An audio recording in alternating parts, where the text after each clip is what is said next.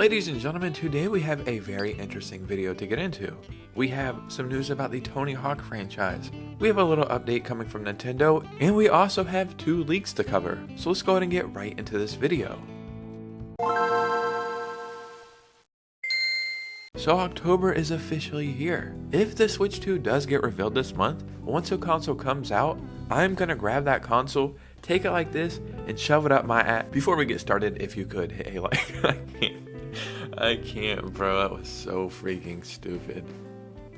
Before we get started, if you could hit a like and subscribe, it would truly mean the world to me. And let's just go ahead and get right into the video. So I don't even think you can argue against it. The Tony Hawk franchise is one of the most important franchises in all of gaming. I've mentioned it before, but I've been skateboarding my entire life. And the way I initially learned about skateboarding is in the 90s, me and my cousins got a demo disc from Pizza Hut when we ordered a pizza. And on that demo disc, it had 5 games that you could play on the PlayStation 1. And I'm pretty sure you could only play the first level of Tony Hawk, but we would play it over and over. But from that very moment, all the way up until now, I have been in love with skateboarding. And I have played every skateboarding game since then. The Tony Hawk Pro Skater 1 and 2 remasters are amazing. And in my opinion, they're actually some of the best remasters of all time. Well, we might actually have some good news about the future of Tony Hawk games. Bro, the Gaming Rant website sucks so bad. They just had a little pop-up right here and it was like, do you want to pay for premium not to see ads? And I said no. The moment I said no, they started doing all these gigantic ads all over the screen. So yeah, Game Rant, if you ever watch my videos, just know that I think your website sucks. But that's just where I found this article, so I'm going to read it here. But yeah, basically, Tony Hawk made a post about the anniversary of the franchise, 25-year anniversary. And in the post on Instagram, he talks about the future of Tony Hawk. I poured myself into every aspect of this project because I believe we are creating something exceptional, and I am immensely proud of the series that followed and their soundtracks. Maroon, the soundtracks, mamma mia, best soundtracks in all of gaming. Thanks to Activision Neversoft, RIP, oh my god, I didn't even think about Neversoft not being a thing. And all of you that played Tony Hawk Pro Skater in those formative years. I'm not supposed to tease anything else about the future of the series, but there will be a future. So just right there is very amazing to hear. And look at this right here, right down circle. Once you hit right down circle, you do the 900 in the game. And it's crazy that I can still remember that, but I have no idea what I ate a few days ago. So yeah, we actually have some good news about the future of the Tony Hawk Pro Skater games.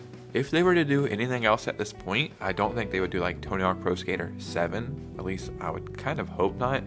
I think they should just do remasters for 3 and 4. And then Underground and Underground 2. I think if they do that, that is the recipe for success.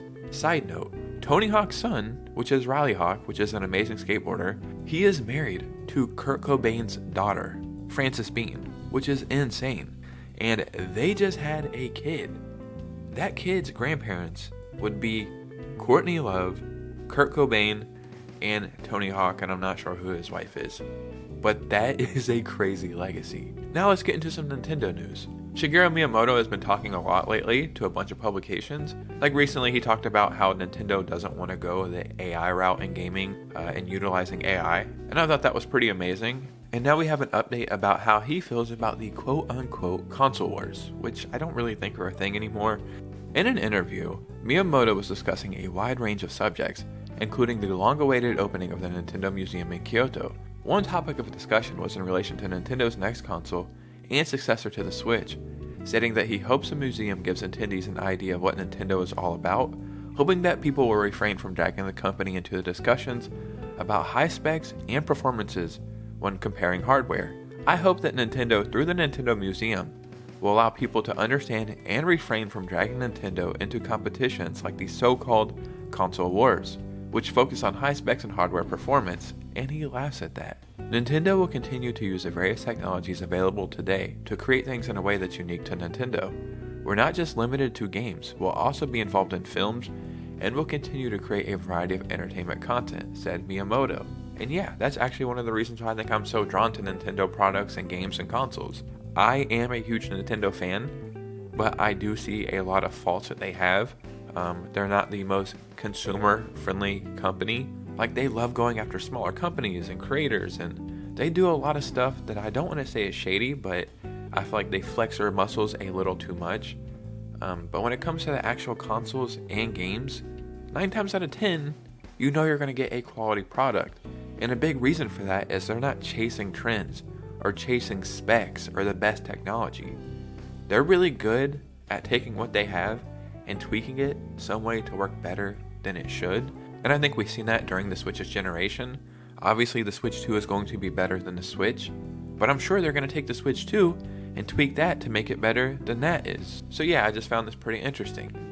Now, ladies and gentlemen, let's get into some leaks. I think about a month ago, I covered a leak about a strange console that could be making an appearance on Nintendo Switch Online. And out of all the Nintendo consoles, it's probably the last one that you would actually think about coming to Nintendo Switch Online, or just probably the last Nintendo console you would think about in general. So this was the original leak on July 15th. This is coming from Nash Weedle. Virtual Boy games aren't lost in limbo. Some of the console's best games are being adapted to be played comfortably in 2D, and it seems they will keep the 3D version. It is not known if they will arrive as a compilation or for Nintendo Switch Online service. So now we actually have an update to that leak. Miyamoto comments in an interview with IGN Japan about Nintendo Museum and Virtual Boy. We are using the Switch to emulate it. Will we see it soon on Nintendo Switch Online? So it's actually pretty crazy. Miyamoto himself said they are emulating Virtual Boy on the Nintendo Switch. Now, does that make sense to come out right now for the Switch? Or would they wait till the Switch 2 comes out and then add it to Nintendo Switch Online service? Or does it make sense to just sell it as a compilation? I could see a compilation doing well, like the case would probably look really cool, and they would probably take, the best 10 games? Or maybe just add all the games, because there's only, I believe, like 30 games for the Virtual Boy. So that could work. Or maybe it just makes more sense to add it to Nintendo Switch Online, and then eventually have every single Nintendo console on Nintendo Switch Online service one day. So now that we got that little small leak out of the way, let's get into a potentially big Switch 2 leak. And the way I was able to obtain this information is from you amazing viewers.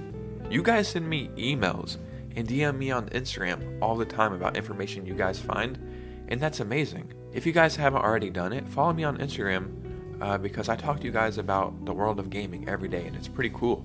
So I do appreciate this information. So this is what I was sent. This is a post from Family Boards, I'm pretty sure. I am a marketing specialist and promotional content creator, which gives me access to material from projects that haven't been announced yet. Lately, there has been a lot of activity at Nintendo and TPCI, and I've come across some exciting things. Here are the key highlights. Switch 2 trailer coming in early October, around the 10th, though this date may change. The leaks from China are real, but pertain to an early prototype of the new console. The final version has undergone slight adjustments. Pokemon Legends ZA will be a multi-generational game, with improved performance of the Switch 2. It was initially planned solely first for the Switch, but the delay of the Switch 2 gave developers time to put in the new system with significant upgrades. That's why no gameplay has been shown yet. The first trailer for Legends ZA, I'm assuming they mean gameplay trailer, will be revealed shortly after the Switch 2 announcement. More Nintendo games are being ported to the Switch 2, similar to what happened with Breath of the Wild. However, this time the difference in performance of the new console will be far more noticeable. ILCA, I don't know what that means, is developing a remake of Pokemon Black and White. It was originally slated for the release of the first Switch in 2024, but the project has since shifted to the Switch 2 with no release date yet. That would actually be amazing if they did that. That would probably make more sense to release that before ZA. I feel like that would be a smart move. The Pokemon Company has taken fan criticism of the recent games very serious and is making significant and eternal changes. What they have achieved with Legends ZA is impressive and only a glimpse of what's to come. So obviously we need to take all this information with a grain of salt, but I actually assumed the same thing. I had a strange feeling that Pokemon ZA is going to be the most impressive Pokemon game we have seen in a very long time. So this is a substantial amount of information, but at the same time, I could have wrote all this up and made it sound just as good. And unfortunately, we have to be wary of stuff like this. But let's entertain this information just for a moment. There's actually a lot of telling information in here that doesn't seem too far-fetched. And some of this information actually lines up from what I've read and heard through leaks and rumors and speculation just coming from pretty important people in the industry that have a pretty good track record when it comes to stuff like this. So for the time being, I have no problem believing half or even more than half of this stuff could come true. They say expect a trailer around October 10th. I have seen other reports of people being visited from Nintendo of Europe at their game stores. I don't know if it's GameStop or something like GameStop, but they were saying expect some information around October 8th. The day you're watching this video is October 1st, so I think the 7th or 8th will be next Tuesday. Maybe on Tuesday they say there's an announcement, and then on Wednesday or Thursday a trailer, and that would line up with this information, so who the hell knows, right? But ladies and gentlemen, what do you think about this information? Because your opinion is the most important on this channel. In the comments below, start a conversation. If you have made it this far, you could really do me a big favor by following me on Instagram and hitting a like and subscribe on this video, because that really helps out a smaller channel like mine. And yeah, we are so freaking close to hitting 12,000 subscribers. So I just want to say thank you guys so much. I think at the time of recording this video, we're like 50 subscribers away, and that is amazing. So thank you so much, and you guys know me, I will see you very soon with a new video. Peace out.